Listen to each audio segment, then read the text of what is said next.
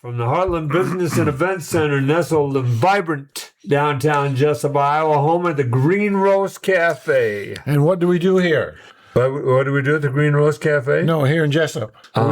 We ground and pound. We ground and pound, okay. Correct. You know, that to Jesus is credit based. Yeah, that's him. There's been a lot of great comments about Jesus' show. They really enjoyed Jesus. Yeah. I was in the driveway coming from the garage, and my neighbor Dick and Dawn pulled in, and they looked at me, and she you know, it's strange that we had you on the radio and the podcast, and we see you in the driveway at the same time. It was so different. But she had worked with Jesus in youth group. He went to youth groups at the Methodist Church when he was younger, and so she knew him. So she thought it was very interesting to hear about him. So cool. So they listen every week, and I think we have some interesting programs. Thank you for listening. Alongside producer Blake Tempus, that's co-host Dale Rueber. Talking out of turn again. No, that's good. I'm Jim Gillespie. You can mention our 2 or 3 listeners anytime you want. So thank you. I don't waste a lot of paper making lists, dude.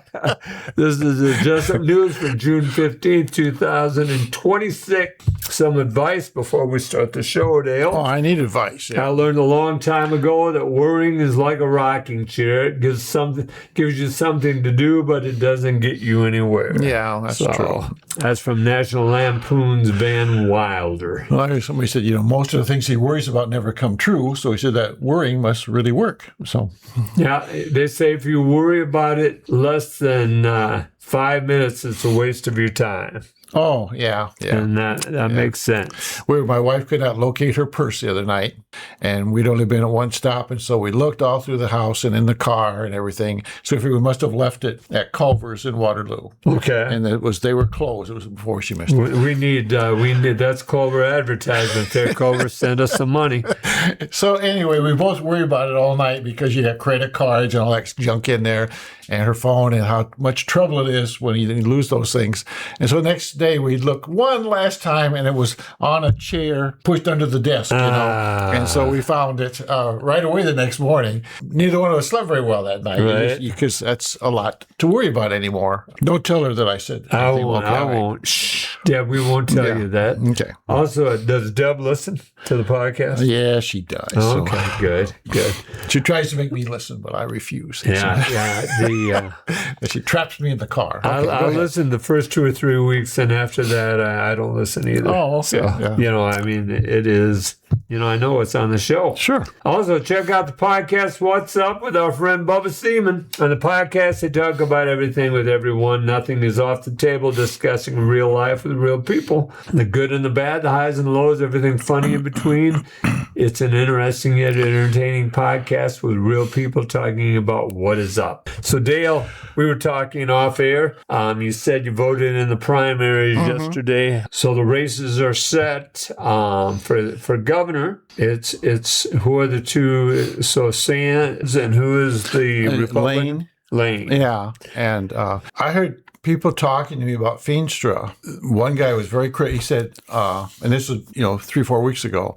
He didn't go to any of those other debates that the other candidates were at, and they said that and. The guy said that Feenstra is not very good just at speaking with people, that they, if they need to write things out, or his handlers need to program things for him more. He's not very good just spontaneously. And that's why this guy thought he probably would not win, because he wouldn't come across real well to the people in the Republican Party. Yeah. So, and that's what turned out to be true. So. Is interesting, the most people on the ballot were unopposed, Yeah, it's hard to get candidates. And I was in a cafe in Owine Tuesday morning, and one of the waitresses, she must be in her 20s, maybe, and she said, "Is there something going on today, some kind of election?" I said, "Well, yeah, it's the primaries for to pick a candidate." Well, she said, "Well, she had never voted, didn't know anything about it." I said, "Oh, geez, I don't understand people that don't vote, I guess, or don't at least take some kind of interest in some of those things." But should we have an Australian election where it is the law that you must vote, Dale? Oh, probably not. That's not really the American kind of thing to make, voting compulsory. But there have been many suggestions, like change it to a Sunday. or change it to where it's a national holiday to get more people out to vote and this sort of thing. And so I think if they were really interested in increasing the turnout, they would start tinkering with it a little bit and try to see what they could do to get more people out to vote. Well, I heard something yesterday. Yesterday was the first time that the majority of the voters were born after 1990. Oh.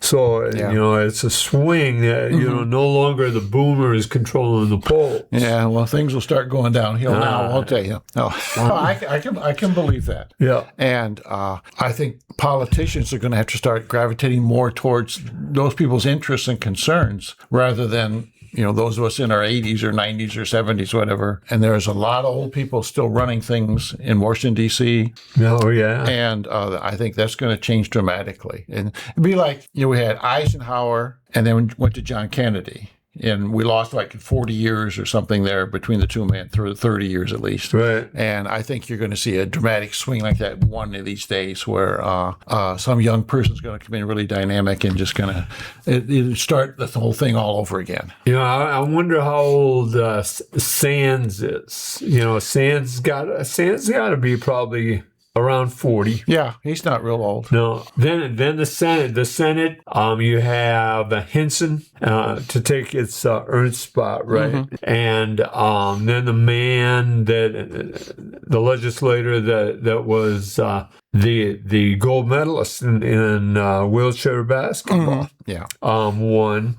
And I met him over in Independence at M's one day. My stock question to politicians always is your thought on universal basic income. And he gave me the typical Democratic answer. All those guys are financed by businesses they don't want. They think it's giving away money. Oh, okay. So I thought maybe he'd say, well, I'm for it, but don't tell anybody. No.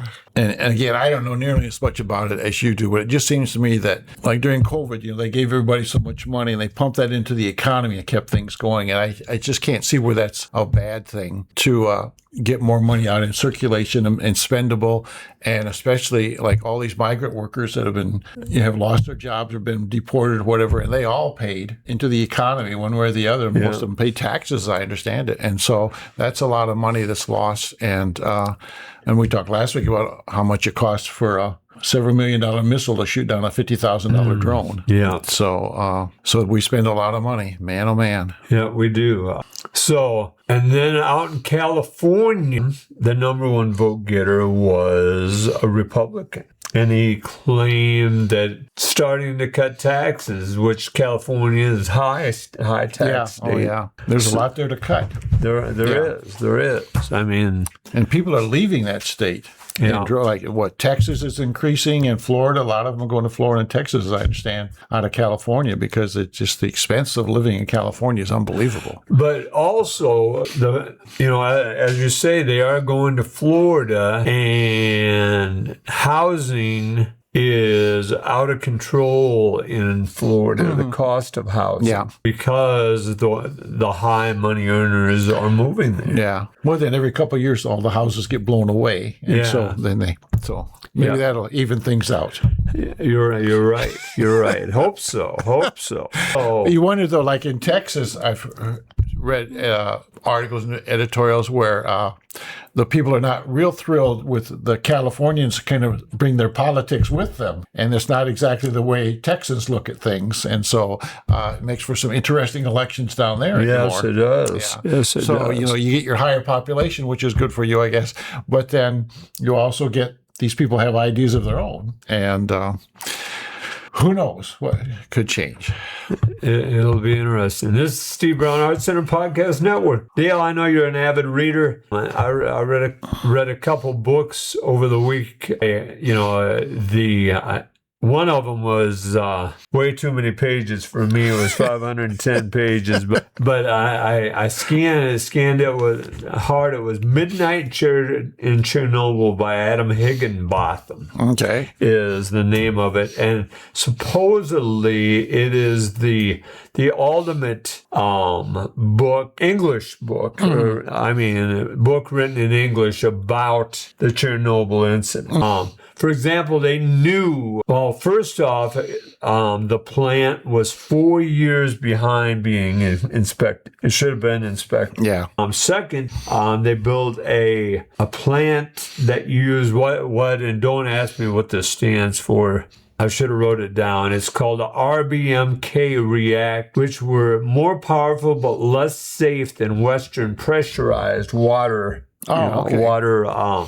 reactors. Yeah, because we have a dictatorship, you can cut corners all you want to, right? Exactly. And you don't worry about human life too much. So By 1983, Soviet designs already knew of serious design flaws, including a shutdown mechanism that could increase reactivity. Operators at the plant were often not informed of these known design flaws due to the Soviet security. And do you think that's why they didn't let the inspectors in also, because they knew they would find a lot of bad stuff? Well, I think so. Probably they didn't want to have to face. They didn't want to have to face the bosses in Moscow. Yeah, and it's just like little kids with a problem. They just dance all around it, hoping that nobody notices. Yeah. All the cookies are gone or whatever. The disaster began. I don't know if you remember. It was about April 25th, 26th, because I can remember seeing on CNN showing the nuclear cloud moving across Europe. Do you remember watching that? I don't know. And do you know what year that was? That would have been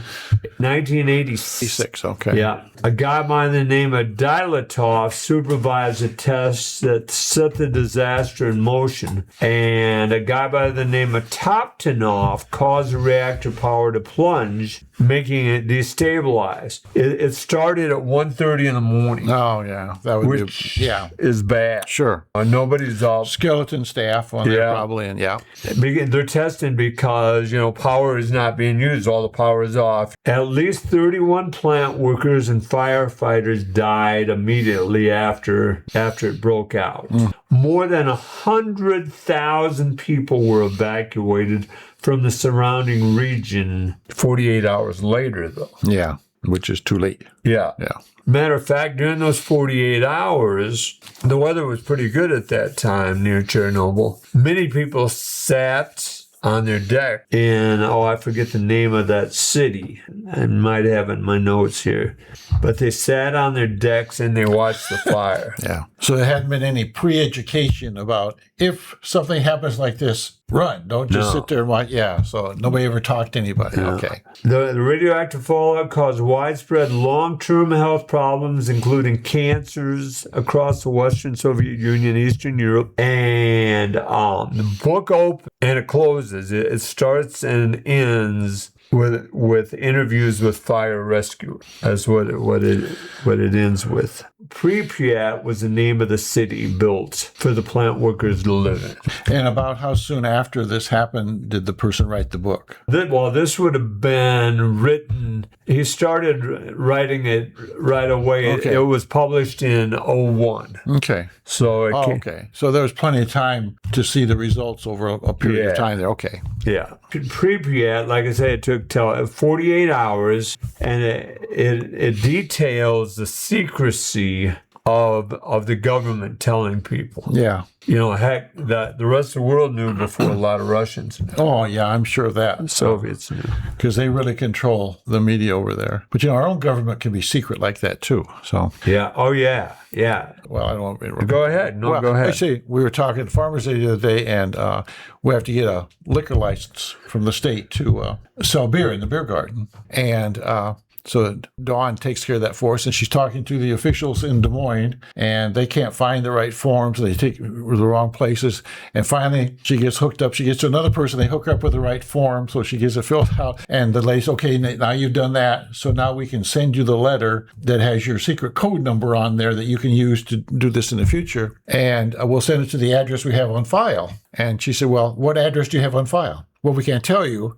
So she has no idea whose address is on there from the past. So it could go to her house. It could go to Alan's house. It could go to where she used to work, Yeah. But they won't. They're very secretive also. So she said on the 6 or 7 people there, she was the only one that had never worked for the government. So she was, saying, she understood now why she was glad she hadn't worked for the government. Exactly. Bureaucracy is yeah. amazing. Bureaucracy is amazing. I think I said 2002. I meant 2020. This book came out. Oh, okay. So there's a long time. Yeah, okay. I think that's good because you have a lot of chance there to see what happened to these people that were exposed over 20 years or whatever it was there. Right. More than 20. Hey, over 30. So let's see what else here did I have. He talked about the symptoms, and I'll never forget. We were going to Ireland at this time, or afterward, after Chernobyl. The first time we went would have been 1996, and we went again 97. And the same time we were there, the Chernobyl kids were there. Okay. And many of them were facing cancer and radiation problems. Yeah. It was terrible. I mean, and they would have been young children too. I can't imagine. And the reason I want to talk about this, Dale, is they're talking about firing up the Palo again, and after we talked about this last week about them firing up Palo again, and it can't be good that they had it shut down for X amount of years, and now they're going to open it up again. Yeah. And they're going to open it up, and they're going to use a lot of power for the AI. Is that what they want the plant to produce? Is power for? Yeah. Okay. Yeah. I don't know. You hope that they go through it very, very carefully. And you would think it's been several years that there have been upgrades or more advanced technology or more knowledge in general to more safely build one of these things. But I think nuclear energy has a lot of potential if you can harness it. Because but it's just when you have a government cutbacks in funds one way or another, or people are getting jobs that they shouldn't get because of connections or this sort of thing. Some things you need to really have professional, even if you don't like them, you need to have professional people that know what the heck they're doing, running the things, and not political hack of some kind that needs a favor or whatever. So I go to the river on Mondays and Tuesdays a lot, the Mississippi a lot, where there are power plants. I go to Burlington. And I'm near Clinton. So the railroad runs the route that I'm close to where I'm on. And it's incredible the amount of trains that are hauling coal. And that hasn't changed for years. Yeah. And you're right. Safe nuclear energy would probably be the best. Yeah. But the key word is safe. We were at this big train yard in North Platte, Nebraska a couple of years ago, and they get lots of coal trains. I can't if it's Wyoming or Montana, but they're still mining, and just huge trains going through just full of coal. So there's a lot of coal being burned yet. Yeah. And that is not a safe job either. No. As a matter of fact, it would be interesting to look at the number of people that have died. China just had a terrible coal mining accident here last week. It'd be interesting to know how many people died coal mining accidents compared to nuclear accidents. Or just like black lung diseases coming out of the coal mines and those kind of things where was Andrew Carnegie hired strike breakers to beat some of the workers died when they struck for just a few more dollars. So it's a very dangerous occupation. So this is Steve Brown Arts Center Podcast Network. We'll be right back. Brown Arts Center Podcast Network, and we're back. Dale, what highlights do you have for us this week? A few things, some local things, and a lot of these I'm getting from just What's Up in Jesup. Have you seen these? I saw the first one. Okay, they've got websites you can go to and GoDaddy sites and this sort of thing. And so it has, and you can get these at the library and other places, and has some of the happenings going on. I wanted to emphasize a couple of them. Lunch in the Park, which is a Jesup tradition, been going on for a long time. June 4th is usually, but the 18th, July 2nd, and August 6th are down for now, and they hope to get more. Though it's amazing how the weeks fill up with other things. When Ragrice coming through, that's a Thursday gone, and Farmers Day takes a week, and 4th of July week sometimes, and so. But Lunch in the Park was started by the Jesup Church back in the 80s, people at the Methodist Church decided they need to have a major building project to put on a new fellowship hall and redo some bathrooms and carpet and all this sort of thing. Had a major fundraising, and it was interesting because Sparky Duro, of course, was a good guy to be in charge of the finance committee to get the money. And I remember the guy saying that he had his first meeting, he had some of the elders of the church and everything, and the first thing he said was, I've been told, is that before you guys leave tonight, I want a check from each of you for $1,000 to get this thing started, because we have to show the people that we're committed to this. Right. And so that's how it got started. But he also went to Bonnie Underwood, who was the president of the Methodist Women's Group. That's Charlie's wife? Who? Was that Charlie Underwood's wife? No. This is Jean Underwood. They live north of town, and that I'm trying to think. Lisa Underwood was one of their kids. All right. Okay. So, but I told her that the women needed to do something to raise some money,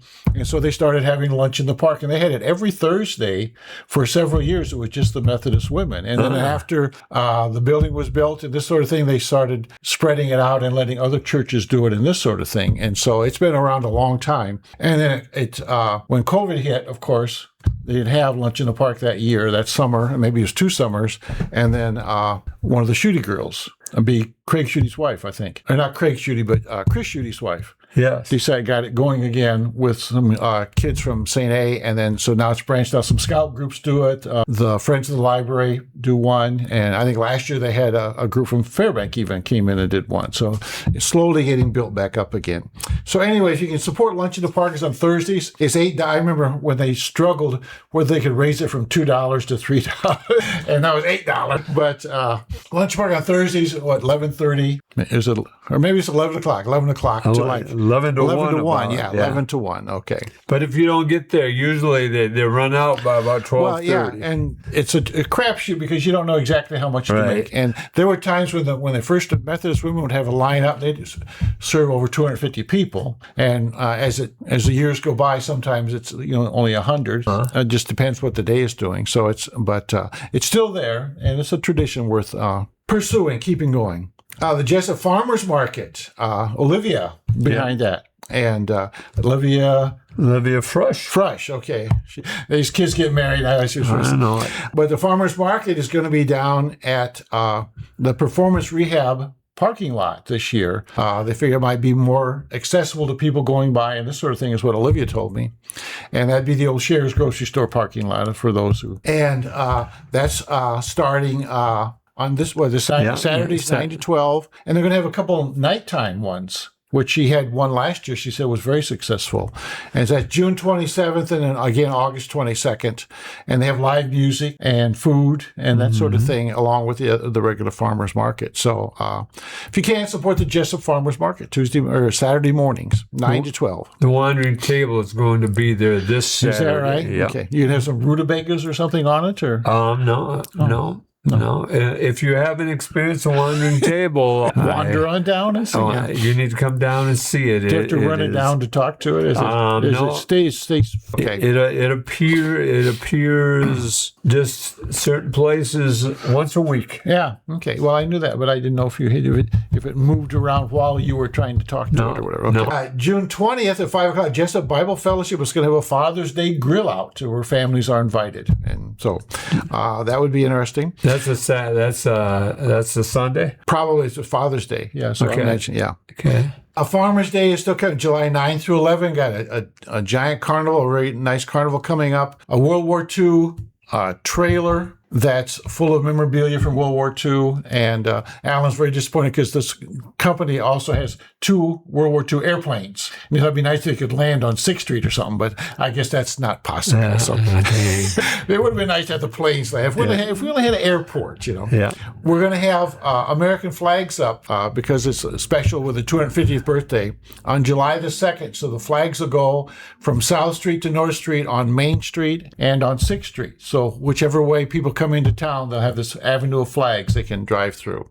And so that'll be July 2nd. The Veterans Memorial dedication will be, I think the 5th of July, and that's the one they're working on down on the corner of South Street and 6th Street, and making great progress. And Michael Fettgator told me they assured him it would be done by May 1st. But he said they kind of missed it. So he's just now hoping that it's done in July. Who is they? The committee, whoever's doing that, be the Lions. Fritz Keys and Mike Fetgetter are the two that I know for sure. But the bricks, I guess that you could buy a brick, like put your name on it, your service, and this sort of thing. And I guess those are ready. And if you've noticed, I've been working on it this week, putting in some more cement and this sort of thing. So that's all going to come around pretty quick. But we hope to have 2 crews. 1 crew will work. Remember, what you do is you have the flags on a pickup, and you have to drill a hole every so many feet. Yep. And then tamp it in really good. Just put the flagpole in, down, and go. And so we hope to have 1 crew on 6th Street and 1 crew on Main Street and get that done fairly quickly. So Vietnam Memorial dedication. Also, maybe that same day, we have, if you've ever seen the old history books, back in World War II, the Lions Club and others built this big board that they put up in the park right across the street from us here with the people from the Jesup area who had entered the military. And there are stars besides those who were killed. Well, they kept having to add wings to it as more and more people joined. And so it's quite a big thing. You talked about the Quackenbushes earlier. I had a listener, Paul Yeager. He was moving his son to Washington, D.C., and he texted me and he asked about the Vietnam Wall in Washington, D.C. What Jesup natives are on the Vietnam Wall in Washington, D.C. Okay. Do you know that? Robert Shares is the one I could pick. I should know I can find out the other ones, but I know the Shares that own the grocery store, their son was killed in Vietnam. Okay. And I believe there's one other, but I don't know.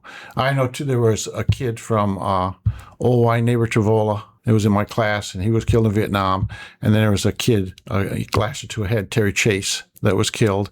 And then my wife has be a cousin who's on the wall. So those are the ones we look for. We've been there a couple times, and it's that and the Korean monument where they have the soldiers walking through the mist, full life-size statues, and they have the M1s and a BAR, Browning automatic rifle, but the detail is just exquisite. It's just, every little thing that should be there is there. And so that's really, the World War II monument is spectacular. I mean, it's huge, got all the water going and this sort of thing, and it looks more like it's from Greece or Rome or something to me. I like the simplicity of the wall and of the Korean monument the best, but the World War II monument is spectacular. I mean, it's bigger, and as it probably should be, but it's amazing to me that was the last one built. The Vietnam one and the Korean one were built way before they got around to doing that World War II one. So, So anyway, especially if you're a history buff or World War II buff, this trailer is supposed to be very, very nice. And then having the Memorial Park dedicated and this signboard out here, I think you'll be very impressed with that. The American Lutheran Church is doing something called Souls for Souls. Did you hear about that? Is serving as a collection site. The American Lutheran Church is serving as a collection site for new and gently used shoes of all sizes and types. The Independence Lions Club has set a goal of collecting 10,000 pairs of shoes by August of this year and is currently over halfway there. Donated shoes help create economic opportunities for families around the world while also keeping unusable footwear out of landfalls. So you can drop off these kind of shoes at the American Lutheran Church, at Performance Rehab, at Jesup Pharmacy, and also Bank, Iowa. Oh, okay. So, kind of a neat thing. Mr. Polk, you remember him? He's been on our show before. Yes. That's a little store down here at 631 Young Street. And he's going to have karaoke this summer. Okay. And so if you're into that, first two he's got here is June 13th and June 27th. It'll be every other week there. And so from 2 to 5. And so we can do that. I told you I told you about Dawn and Chewy, yes, and that sort of thing. And I heard it like 2 weeks ago, Trump went for his physical, and he had a colonoscopy, and they said they found half the Senate up there when they looked at the results. So it was nice to talk to Eric Frank again. He's one of our dedicated listeners in Lake City. He's I listened to our text again after that last joke. Still in good spirits, and was nice to talk to him for a few minutes the other day. A great guy. Been having trouble sleeping? You have trouble sleeping ever? Or? I do. I had trouble sleeping, and I these crazy dreams. And I was dreaming that these really bad people were forcing me to eat this giant marshmallow. And when I woke up, my pillow was gone. And so that was a bad thing. We've talked about insider trading. Have you heard about George Santos? Yes. You know about him? Yes. Well, New York Congress. Yeah, and was sentenced to 10 years in prison. And he's Trump's kind of guy, so Trump let him out. Yeah. Well, anyway, these predictability things you can bet on. Yeah. Okay. Well, he put out a electronic thing of if it's podcast. I don't know what he does, but he was saying how he was going to be at the State of the Union address that was earlier in the year. He was going to be at the State of the Union address, and so people got onto that and had an 80% probability that that was going to happen. He didn't go, but he bet, and he won tens of thousands of dollars because he bet on himself that he wasn't going to be there.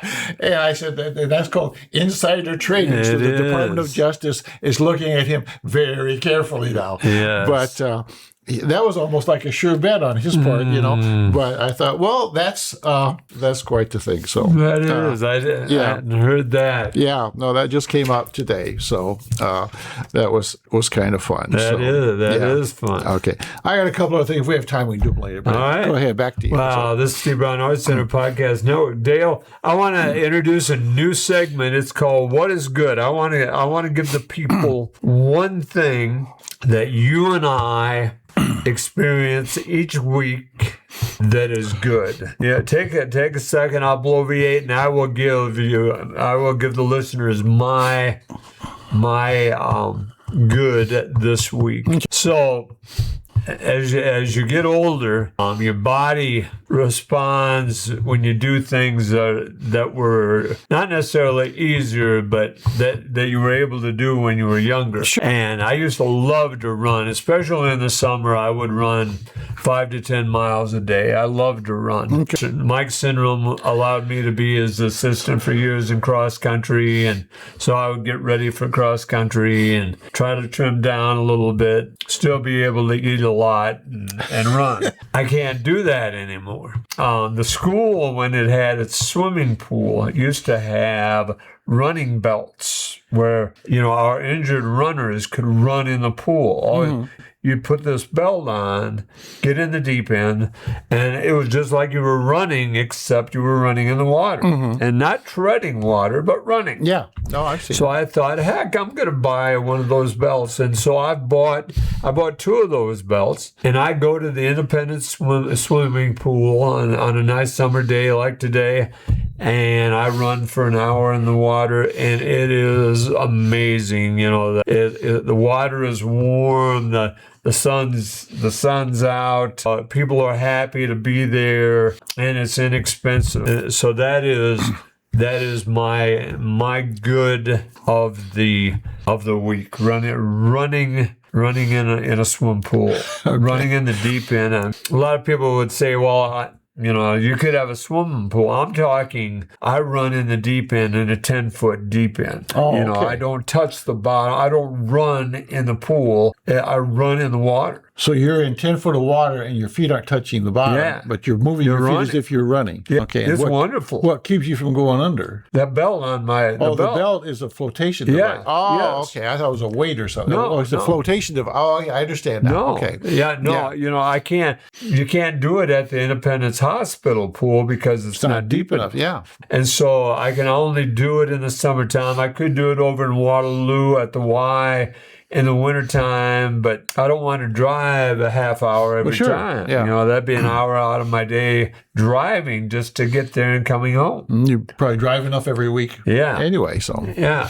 But, I love being outside in the water and I love the summertime. And give me a good thing, Dale. Well, a good thing, and it's a little different than what you were talking about, but just yesterday, we have one of the hardest parts of the week is sitting down making a weekly menu so you can go to the grocery store and buy the stuff you need. What do you want to eat? And nobody. But anyway, we have a recipe for a dish we make. It's called calico bean, and it makes a lot. It's got ground beef and bacon and 3 kinds of beans and a little vinegar in there, and you bake that up.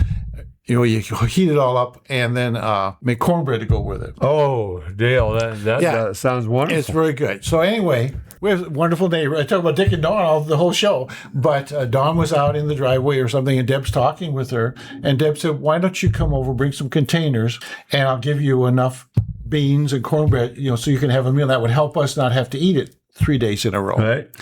And so they worked that out. Well, then a little while later, Deb said, she talked to Dawn again.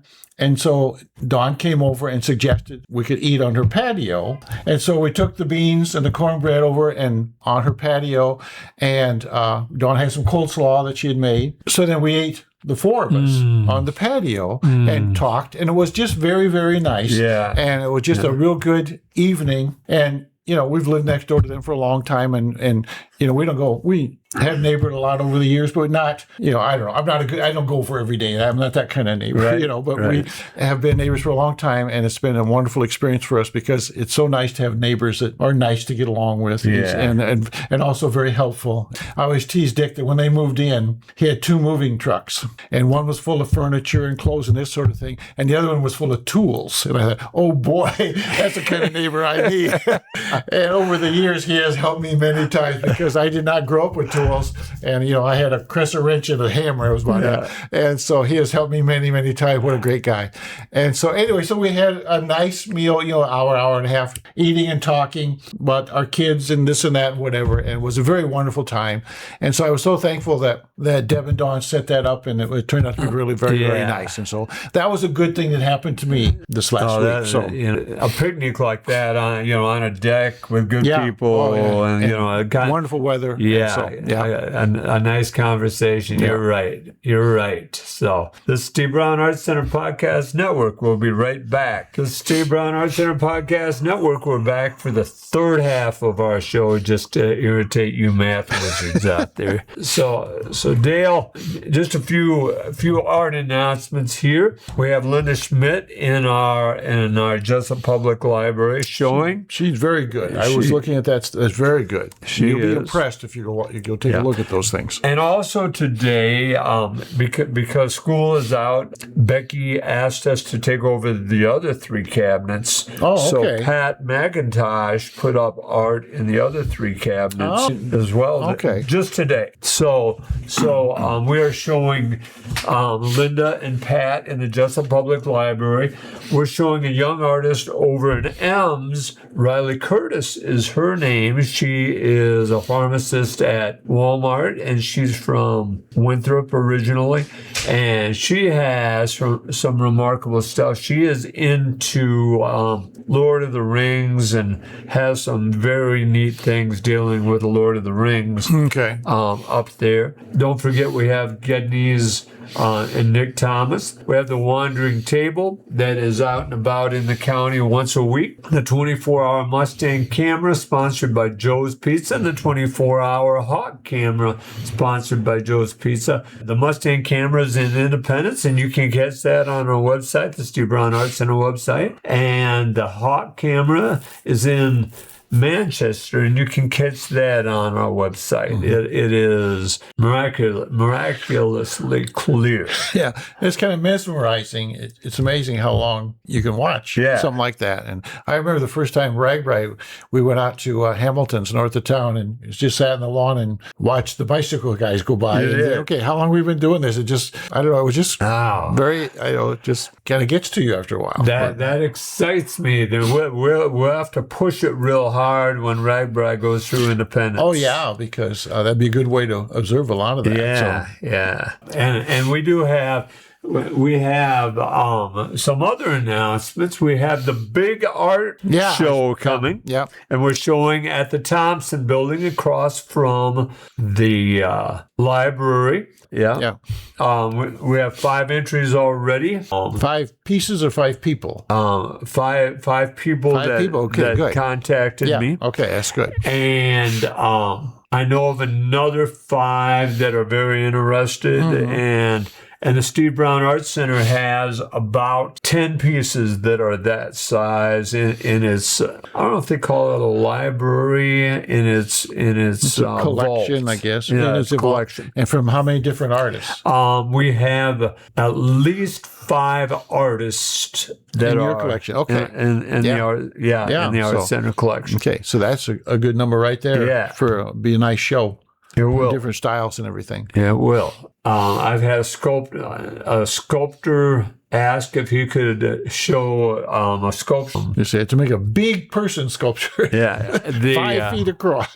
He's been on the show. Alex Mast Okay. from Independence wants to show that. The only problem I see is that they have to bring it to Kelly here. Yeah. And I got to get it out of here pretty fast. Yeah. Is she going to call you when something comes in? So well, if you give me a call, I'll be glad to try to help you. I can carry the block, I think. There you go. And then we're also having what is called a plein air event at the Ragbri in Independence, where artists can come and paint the scene of Ragbri in Independence on July 23rd. And then today, it was announced that August 6th, the Youth Talent Show is at the Land of Corn Park under the pavilion that we have every year. That goes, I can't remember who's serving lunch in the park that day, but that's August 6th. You mentioned it earlier. Yeah, and I don't think I wrote down who was doing what. Man. But it might be in here. Just a minute.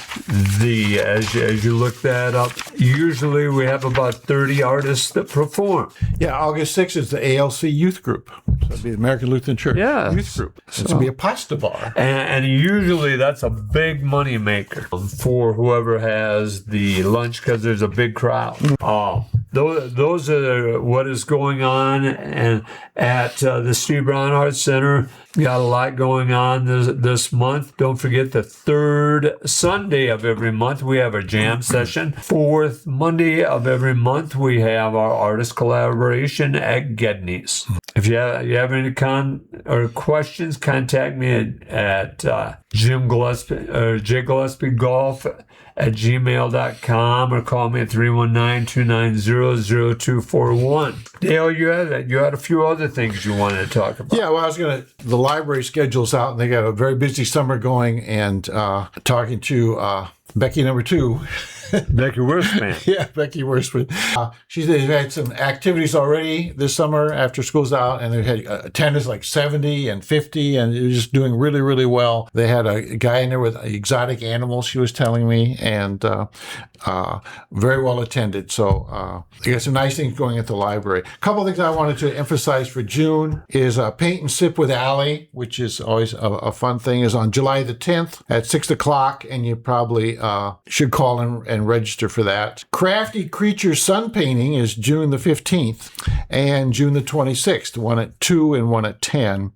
And they use cyanotypes, one of the earliest known photographic processes to make beautiful images. My granddaughter was involved with an art project in Johnston at Johnston Schools, and they have an artist come in and they cover a gym floor with not paper, but it's more parts, something you would paint on. Yeah. And they put covers on the wheels of the wheelchair and shoe covers on the people, and they attach a roller to the front of the wheelchairs, and it's got a paint trough on top, and the roller has images like stars and this and that, so that you put the paint in, they push around the kids around, and they leave those imprints. And so they do orange, and then they do yellow, and then I think they did 4 different colors. Turned out to look really nice. And then because Deb and I had helped them, we got the other day a piece of that artwork. Oh, cool. Yeah, like I don't know, maybe size of a typing paper, and a couple of bookmarks and this sort of thing. And it was part of that's supposed to go to every school in Johnston, and I have it on my phone. I can show you what to do. Right. But it looks really nice. And so art is everywhere. It is. Yeah. It is. Art is, it is something that is it's personal, and people can make a statement with it. Yet it's fun to talk to their artists about why they do it. Yeah. The craft and snack is on June 25th, and they're making beaded plants, and then you open your mug cake. That means you have to be 10 or over to do it, though, at 10 plus. So, Okay. Adult Crafting Social Group is June the 8th from 2 to 7, and also June 19th from 10 to 5. So attention all handcrafters, join us to share what you're working on, see what others are creating, and chat while we craft together. And they have that available quite often. And they're planting seeds on June 10th, 17th, and 24th at 10 a.m., where kids can come in and plant some seeds and see how things grow and read. The movie is the 22nd is The Way with Martin Sheen. PG-13, 121 minutes. As always, they have free admission and free popcorn. And I'm not sure I know that movie, The Way. We should look that up. Yes. Between the Covers Book Club is today, July 6th at 6:30 at Cougar's Den. And the title is Summers at the Saint by Mary Kay Andrews. And then the Green Rose Cafe hosts the Chapter Chat Book Club on June 15th. At 1 o'clock, and it's Love and Other Consolation Prizes by Jamie Ford. And so I heard that name before as an author, but there is so much going on. Becky does an awesome job for our community. You know, Becky's taken over as the chamber president. So she needed something to do, right? Yeah. Okay. Yeah, man. The food trucks this week at the Business and Event Center here on the north side of the building. On the 8th is a Chick-fil-A-Food. Is this June? Yeah, Chick-fil-A-Food. Okay. Chick-fil-A. Yes, it's Chick-fil-A, not Chick-fil-A-Food. I'm sorry. It's Chick-fil-A, not Chick-fil-A-Food. That's all right. But, Chick-fil-A-Food might be. I have a store spelled CHIC. What do you think that store is called? Was it Chic? Chic. Yeah. Okay. I call it Chic for Well, the first year. Till if you the had owner just yelled at me. popped that out, I knew something was up. See, when you said, okay, because of what I had done. On the 9th is Vendor Pop-Up, Mommy and Me Market, 4 to 7, and Totally Rolled Ice Cream, 2 to 7. They were out at Littleton one year. Yes, they were. So, Donna Maria's Tacos Food Truck, 11 to 2 on Wednesday, and Yoga's on Thursday at 6, and 13th is closed. I think is a Fat Roy's Mexican food truck is going to be at Farmers Day this year. Oh, really? Yeah, we're going to have Mexican. Yeah, Fat Roy's food truck. I'm going to have some Mexican food. I'm going to have to go off my time. diet hard during Farmers Day. Yeah. I know people come to this funnel cake booth and they say, I get one funnel cake a year and I come and get it here, so I always think that's kind of neat. That is. So a lot of things going on in Jesup this summer, and hopefully you'll come down and see the bikers go through, and hope you'll come to Farmers Day and enjoy the carnival. And I know everything is higher. We looked at our budget the other day and said, man, everything is higher and very expensive things. And we hope people will come down and support us and help us pay for all this so we can do it again next year. So that's our only goal, is to make enough money so we can do it again next year. Next year. Nobody's making any money from Farmers Day except the vendors. We hope we're making money. It's good for Jesup, and that's why we do it. All right. Anything else? I'm good for now. So. Okay. This is book day for me. The second book I looked at this week was a book called Problem from Hell. It was by Barack Obama's UN secretary, a lady by the name of Samantha Powers. Okay, what's the name? Problem from Hell. Okay. It was about the Rwandan genocide, and that has always drawn me. About the genocide. We used to talk about the Balkan genocide, and we talk about. I know our school always did a nice job in the middle school talking about the Holocaust with the middle school kids. Do you think the English in Ireland were trying to starve those people out? Because a lot of them were eating grass. I mean, they took all their land and made it really. Had the potato famine. They didn't seem to care that much about. It was a perfect storm, Dale, is what it was with the bad weather and a mixture of that. I don't think the English did it intentionally. Okay, all right. I always wondered about that because a lot of rich people from England moved into Northern Ireland, especially, and built big estates and this sort of thing. And there's only so much land, and when you crowd the natives, the Irish out, why it makes it tough. So I always wondered about that. I never, and I'm not shy about asking about that sort of thing.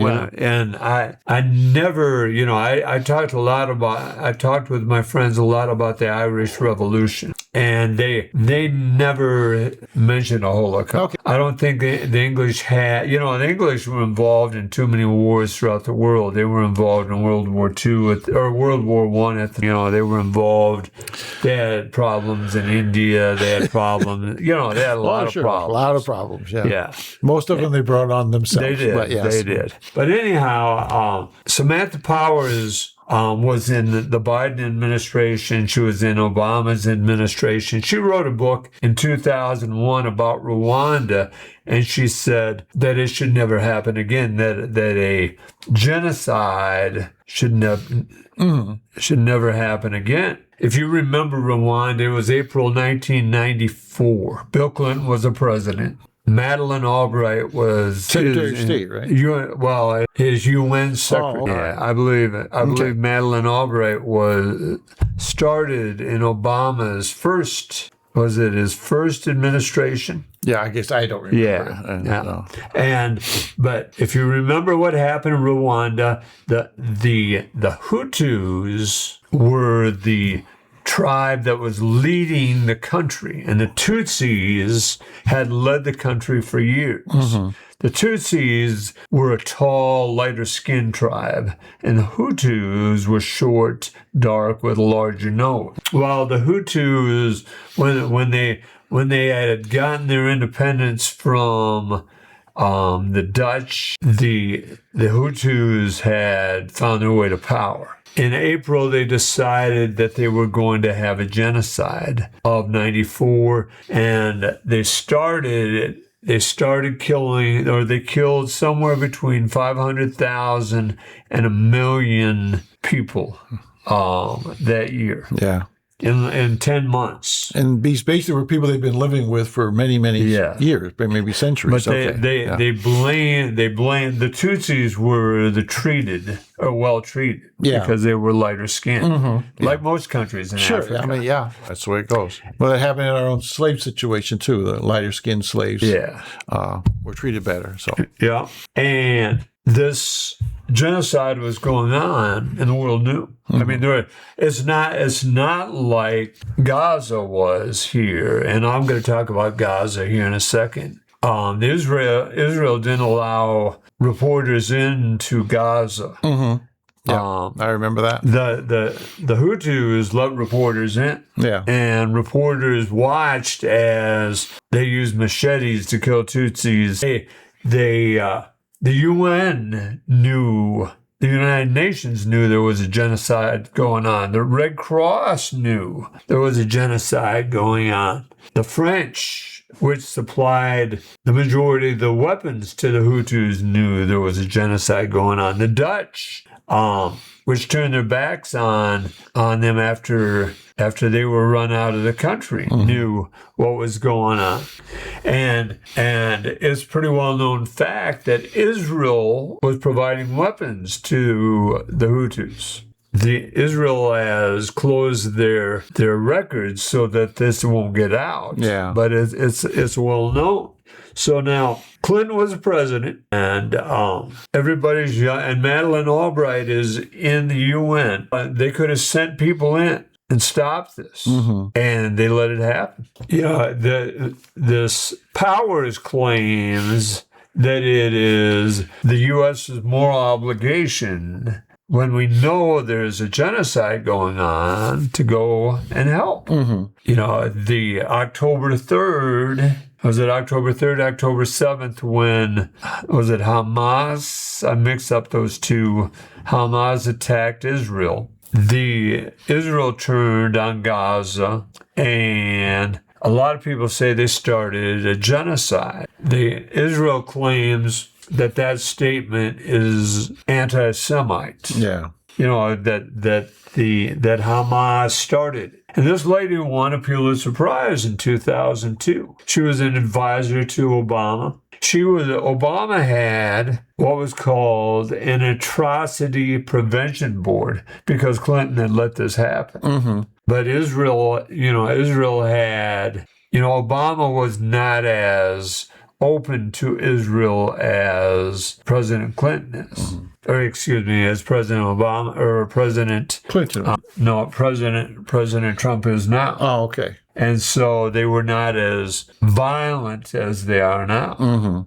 This lady was an advisor to Biden, and she was on the UN Security Council, and she watched the Gaza genocide. People are attacking her now because she did not, she ridiculed Clinton and Albright for letting Rwanda happen, but she didn't stand up for Gaza. Oh, I see. Yeah. She's picky in who Yeah.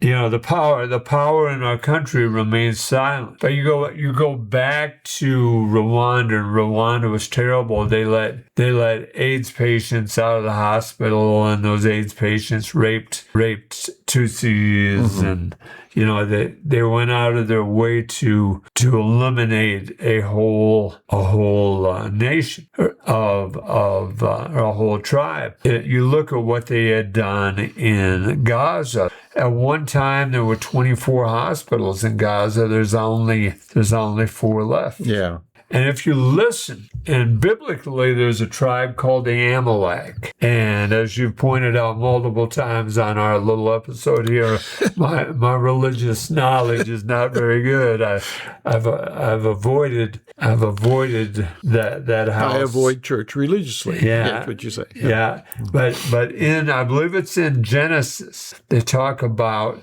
God said to wipe out the Amalek, and Bibi, is it Rabin? Who's the head of Israel right now? Rabin? No, he's I know who you mean. Yeah.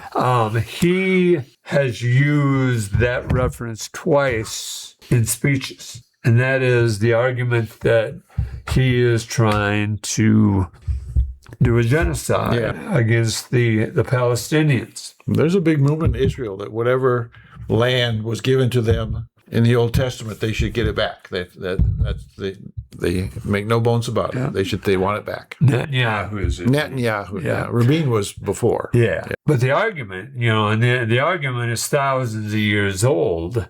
The Hebrew tribes left when there was a great famine in that area. They left the area. Mm-hmm. Well, the Philistines and the Israelis will argue there is no such thing as a Palestinian. Well, it's just the Philistines are the modern day Palestinians, and so then Israel turns it on our country.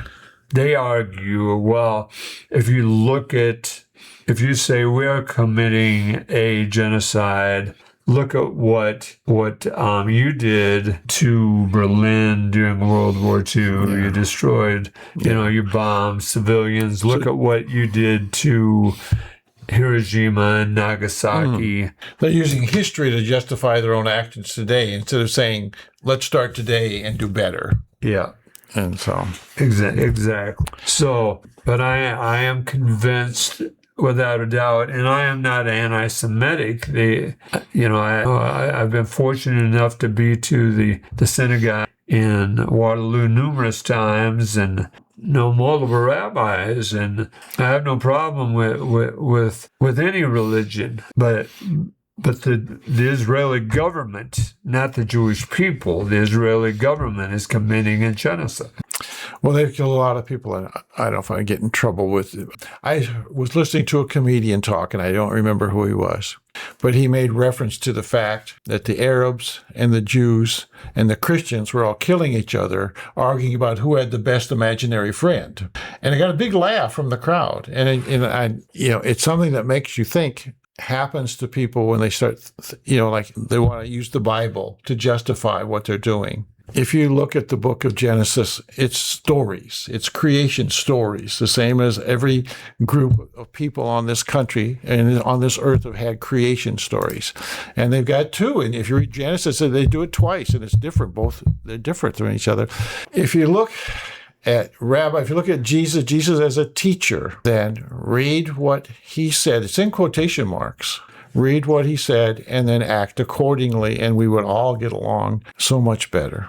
but they just bastardize the whole thing to make it suit their own self-interests or their own self-hate. We've gone nowhere in over 2,000 years. No, and so the answer is not in the Bible historically, but people use the Bible to justify slavery. They use the Bible to justify mistreatment of women and children and animals, and whatever they wanted, they could find something in the Bible to justify it. And we have to, as a world, we have to get away from that and go to the great teachings of the great peacemakers.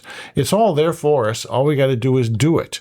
But no, you look at Gaza, you look at Rwanda, you look at all those places where they've killed so many people for really centuries-old hatreds that they've just been simmering under the skin. Then they get a chance and they go crazy with it. Yeah. And not, it's just, yeah, some of the things you talked about are hard to imagine people would do to each other, but, they do. Well, Dale, do you have anything else? No, I don't know. I had an article I was reading about summertime, and it was encouraging mothers, especially mothers who can work from home, to get their kid a bicycle and don't schedule them where you have to take them all over the world to camps and this sort of thing, but give kids more free time and give yourself more free time, and try not to make summer an extension of the rest of the year, where they're scheduled to give kids the resources to be free.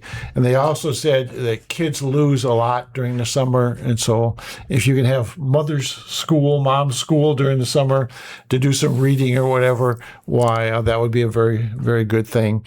And then this article bothered me. It was in the Register today, and it's about old people and caregiver, and how this big, beautiful bill of Trump's has cut $1 trillion over time for programs that help older people or people who are mentally incompetent or people who just can't take care of themselves, and how there's more abuse, more money being misspent, more people living really horrid lives that just can't take care of themselves. And so I was going to talk about that a little bit, but I don't know, the spark is going on to me on that. But we need to take care. I will read you a quote that I wrote down about seniors. And this is from David Lloyd George, who was Prime Minister of England back in the early part of 1916 to 22. And he says, "How we treat our old people is a crucial test of our national quality.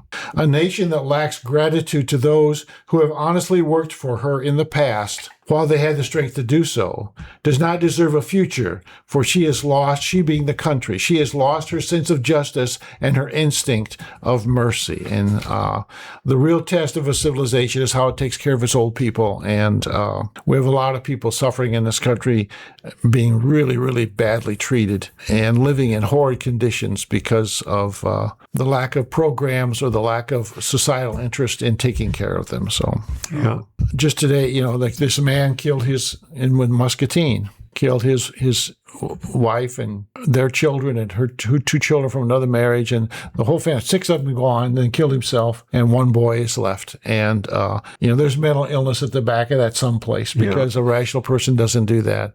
But it's just going to be more tragedy one after the other, and you can see it happening all the time. And it's just going to get worse because the programs that have been there, been people working on them, those people are gone now. The money's gone, so the people are gone, and Medicaid is saving lots of money.